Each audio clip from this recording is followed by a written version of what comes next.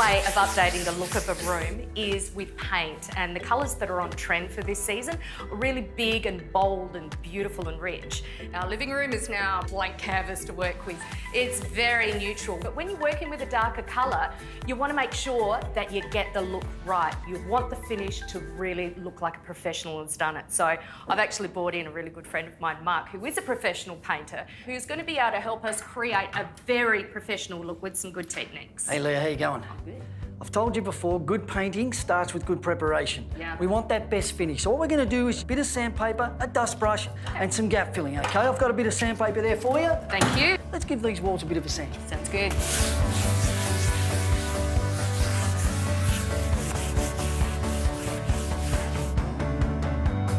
Okay, so our sanding's done, tick. I'm really concerned about the gap between the ceiling and the wall here. It's massive and it doesn't look good. What can we do to fix that? Okay, don't be concerned. That is a common problem in older homes, right? And it's easy to fix, but it's important to fix it because if you don't, it's just going to make the paint look ordinary. So what we do, very easy, we get some flexible gap filler in a caulking gun. We're going to squeeze it into the hole and wipe it smooth. Beautiful.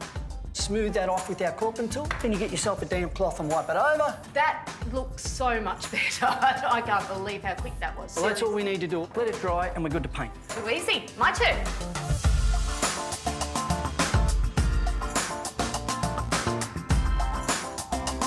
The good thing about this stuff is it's flexible, so when the house moves, this won't crack.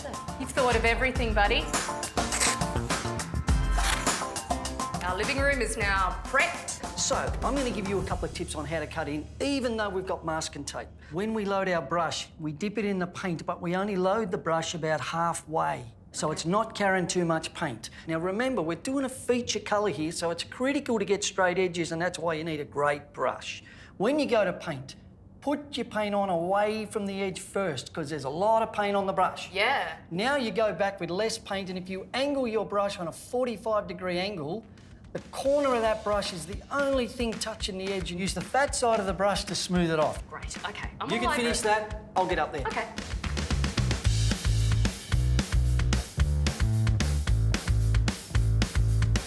How are you going up there, Mark? Yeah, going well. How are you going? It actually feels nice, like lighting the paint down with this brush. It feels soft enough, I could probably do my makeup with this.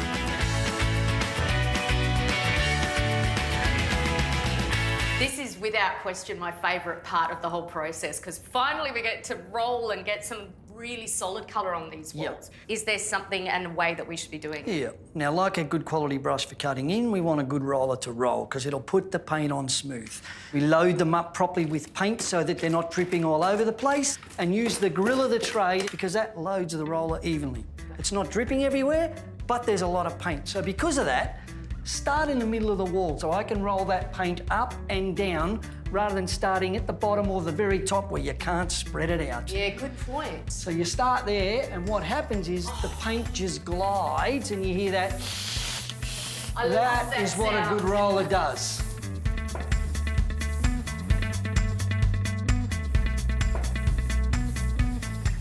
I am absolutely loving the way this colour has gone on the walls. It looks so good. It's cool, isn't it? We're nearly finished the rolling, cutting in. We're just going to now what? Let it dry. Let it dry for a couple of hours, Yep. and then we'll hit it again. Beautiful.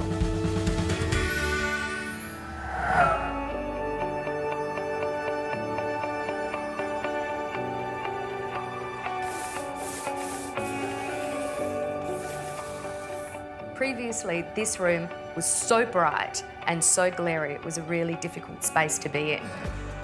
But now, with this gorgeous colour on the walls, it's become a really comfortable zone to just chill out in. All we had to do was use a great colour, a good painting technique, which was really important when you're using a darker colour. It's just given it a real pulse and some personality. Now, what we've done as far as the furniture is concerned is just kept it really light. Light wood tones, light greys, but just simple, simple, simple, because you know what? This colour on the walls really does do the talking. Who knew that colour could make such a big difference to a room?